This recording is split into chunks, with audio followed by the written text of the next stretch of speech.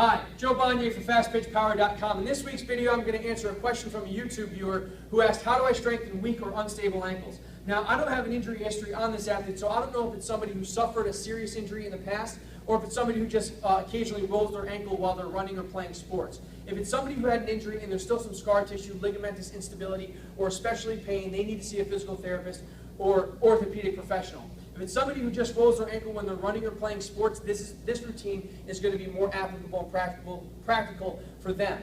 The first principle I need the athlete or whoever's installing this routine to understand is that ankle performance or stability is subject to core and hip performance. The control center, I'm going to use this band as a kind of a diagram here. The control center for the foot and the ankle comes from the muscles around the hip and which attach into the core. The foot bone is connected to the leg bone, that's connected to the hip bone, that's connected to the pelvis and spine. The muscles interdigitate and attach as well. So all those muscles in the foot attach into the muscles of the hip and pelvis. So action at the hip and at the pelvis is going to directly affect position of the foot and ankle. All right? In most cases, athletes who have weak ankles are simply just weak athletes, and we need to strengthen their lower body and strengthen their core, and those ankle issues will resolve themselves with a comprehensive approach. Okay, so in this routine, I'm going to include flexibility, strength, balance, and agility exercises. Okay, you can copy this routine, or you can just kind of supplement based on what you have available, but this is what I want you to follow: flexibility, strength, balance, and agility. I put strength before balance, even though common sense would tell you probably need balance before strength. The strength training exercises that we use are going to improve balance, where the balance exercises that we use don't normally improve strength. So I'm going to prioritize strength, especially for female athletes. I'm always prioritizing and emphasizing strength development. Okay? But again, we don't just want to look at performance or muscles and stability around the ankle. We want to look up the chain to that control center, to that command center at the hip and lower core. So the first thing, again, first component of this routine is going to be flexibility. I'm going to give you two exercises. First is a half-kneeling hip drive. All right, in this position, two things can happen. You can feel two things. We're either going to feel a stretch on the front of the leg, all right, or some activation on the back side. Okay, so I should feel in this position my glutes tighten up and a stretch on the front side. Some athletes who aren't tight on the front side, at least get some activation into the glutes. Warm up those hip muscles. In this position, my knee directly underneath my hip, my toes pulled up, digging into the ground, and my hands behind my head. I'm going to push my kneecap down into my mat, or down into the ground. Push down hard. You don't see me doing anything, but I'm trying to drive my knee down into the ground. I'm digging my back toes into the ground. Right now I feel two things. My glute tighten up and a stretch on the front side of my hip. I'm going to hold for 10 seconds, 3 times each side. I would switch legs. Half-kneeling hip drive. I don't want to call it a stretch, but you may feel a stretch on the front. If you're tight in the hip flexors and quads, you should at least, everyone doing this should feel the glutes get a little bit of activation on the back side. Okay. Second stretch, again, you're going to do both sides. Second stretch is going to be our half-kneeling squat Spider-Man. I'm going to drop this leg back a little bit. I'm going to put both hands on the ground. I'm going to push my hands into the ground. I'm going to push my hips down into the ground. In this position, I want you to pry the knee out and then push the inside of the foot down into the ground. So I'm really focusing, once I pry this knee out, to push my foot down hard into the ground. I'm feeling a stretch up into the groin and high hamstring area. Again, commonly just neglected as far as flexibility. You know, a lot of athletes get concerned stretching their quads, stretching their hamstrings. These muscles of the upper groin, high hamstring get neglected. Get your hips down, get your hands down, pry the knee out, push the foot down hard and hold for 10 seconds. 3 times each side. We have a half-kneeling hip drive. We have the half-kneeling Spider-Man. Strength training, moving on to strength, we don't need to get very complicated. Holding dumbbells, holding a kettlebell, or just using body weight, I want you to perform a reverse lunge into a single leg posture. Knee at 90.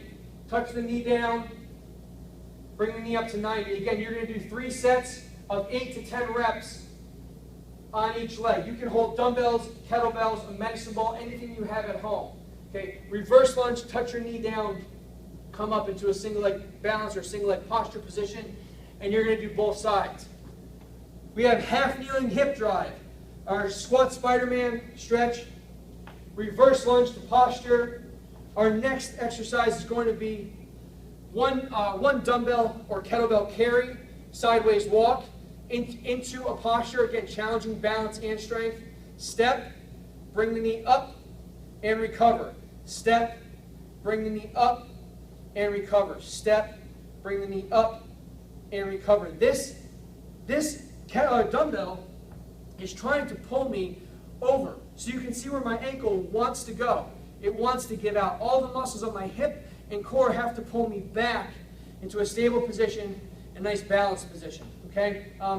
You can go 10 steps to your right, 10 steps to your left, 3 sets. Half kneeling hip drive, squat Spider-Man, reverse lunge, three sets of 8 to 10 reps, and then the one dumbbell or one kettlebell sideways carry, 3 times 10 steps each way. After flexibility, strength, and balance, we're going to move on to agility.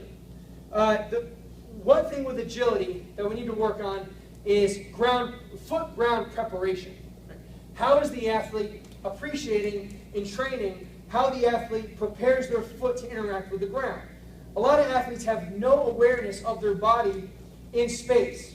Okay, they have no idea how to, I like to refer to it as catching the ground. Listen, if I'm going to throw a softball player a softball, they're going to adjust their mitt, they're going to adjust their glove in preparation to catch the ball.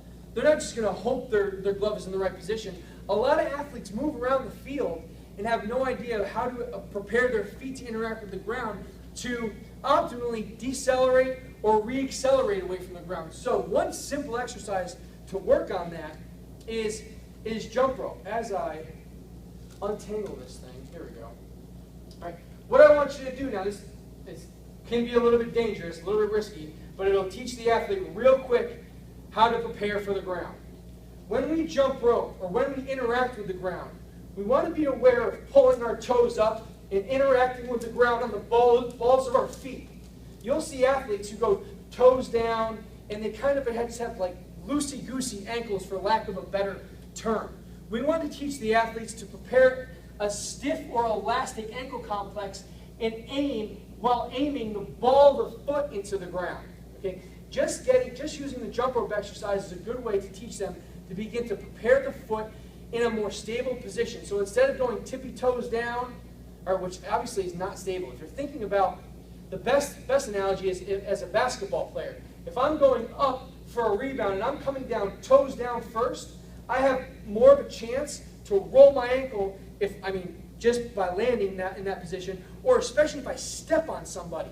If I'm going to come down from a rebound and with my toes up and I end up landing on somebody else's foot when my toes are up, I'm in a much safer position, all right, as opposed to, again, going toes down in a more unstable position where I would invert and roll my ankle. We want to be toes up and prepared. Same thing with movement training. So using the jump rope, you're going to want your athletes to pull those toes up and just bounce. Bounce at the ankles. This should look very stiff.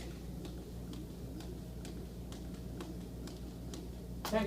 Simple exercise, 50, 100, 150 ground contacts of jump rope. I don't even know if I can demonstrate this the wrong way, but what you don't want to see, again, that loose, unstable, is the athlete kind of going toes down into the ground. Pull the toes up, get stiff, and get elastic, and get prepared. After you use something like the jump rope, you want to challenge stability or agility. Okay? So you can set up some simple obstacles and do some single leg, or they're called, when you're jumping on one leg, it's referred to as hops, so I'll refer to it as hopping. Okay? Some hopping exercises, either straight ahead or more specifically challenging on that control of the ankle laterally. So I would start, I'm going to bend on one leg, I'm going to jump and stick. Bend, jump, and stick. From the side, so you see my body position, when you land, whether you're moving straight ahead or sideways, the joint angle should be the same. Butt back, bend the knee, jump, stick. And balance. you would go through, 4 or 5 times each leg. So if I have 3 hurdles set up, you're looking for 15 to 25 contacts per leg. That's after 50 to 100 jump rope contacts.